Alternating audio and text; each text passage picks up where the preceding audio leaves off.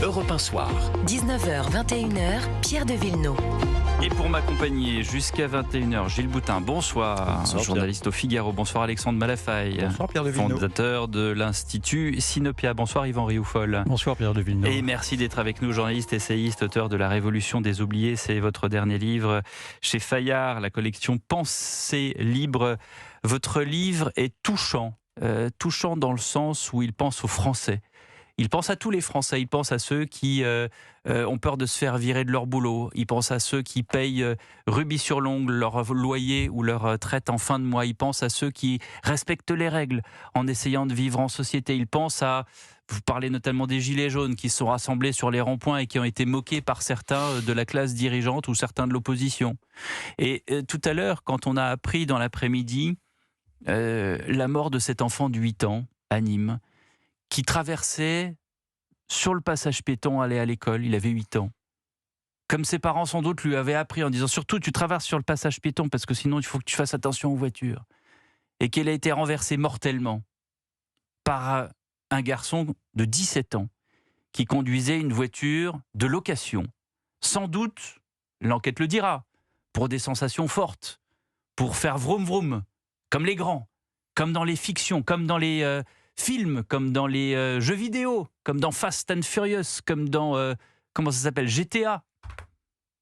Il a tué cet enfant de 8 ans.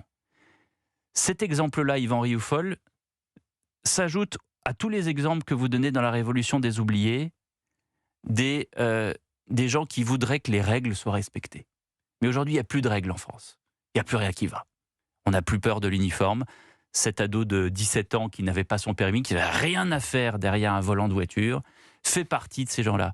Ça m'a rappelé Naël aussi, qui avait fait un rodéo de 45 minutes avant d'être interpellé par ces 2 policiers. Et par erreur, le coup est parti et Naël a été tué. Qu'est-ce qui s'est passé derrière Naël ?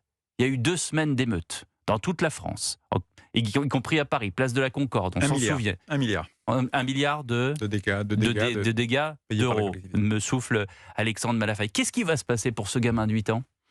Qu'est-ce qui va se passer pour ce gamin de 8 ans ? Combien il y aura d'émeutes ? Rien. Rien. C'est la France qui souffre et c'est ce que vous dénoncez dans La Révolution des oubliés. Oui, vous avez très bien résumé. Moi, je me suis attaché à la France des abandonnés, à la France qui est laissée à elle-même, à la France qui n'ose plus même se dire française, tellement aujourd'hui se réclamer de son identité, de sa civilisation, de sa culture. On le voit à travers ce meurtre ignoble qui a eu lieu à Lyon, à travers Quentin. Se réclamer de cette culture-là vous qualifie d'être identitaire, c'est-à-dire d'être fasciste. Et donc, il y a une culpabilité. On vous met à l'écart de suite.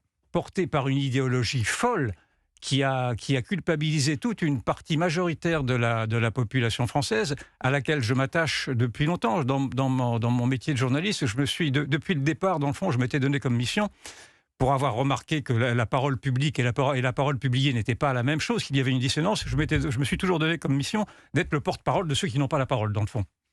Et d'être le porte-parole de cette société oubliée, c'est-à-dire, en effet, de ces gens vulnérables, de cette classe moyenne, de ces gens qui travaillent, de ces gens qui souffrent, et de ces gens qui n'apparaissent plus sur les radars des hommes politiques qui ont été convertis à une idéologie mondialiste, déracinée, et qui méprisent ces ploucs qui se disent enracinés. Moi, je m'adresse à ces Français enracinés, c'est-à-dire à ces Français d'origine française ou à ces Français d'origine étrangère qui ont accepté naturellement de rejoindre cette société en s'y assimilant. Et je remarque que m'adressant à eux, nous sommes qualifiés, même par le président de la République lui-même, de populistes. Et vous avez un président de la République qui s'est fait élire dès son premier mandat comme étant le progressiste qui allait vaincre les populistes, c'est-à-dire qui allait vaincre une partie de son peuple qui se réclamait précisément de la continuité historique et qui se réclamait d'avoir un minimum de respect de la part de ces élites-là. Or, ces élites n'ont pas de respect pour ce peuple. Aujourd'hui, le divorce est consommé et nous sommes dans une période révolutionnaire que je décris. Il disait d'ailleurs, il n'y a pas une France, il y a des France, tout ce genre de discours. Et à Marseille, il disait en 2017, je vois ici, non pas des Marseillais ou des Français, mais des Comoriens, des Haïtiens, des Martiniquais, etc. C'est-à-dire que la France, le phénomène France, les 15 siècles d'histoire patrimoniale balayé.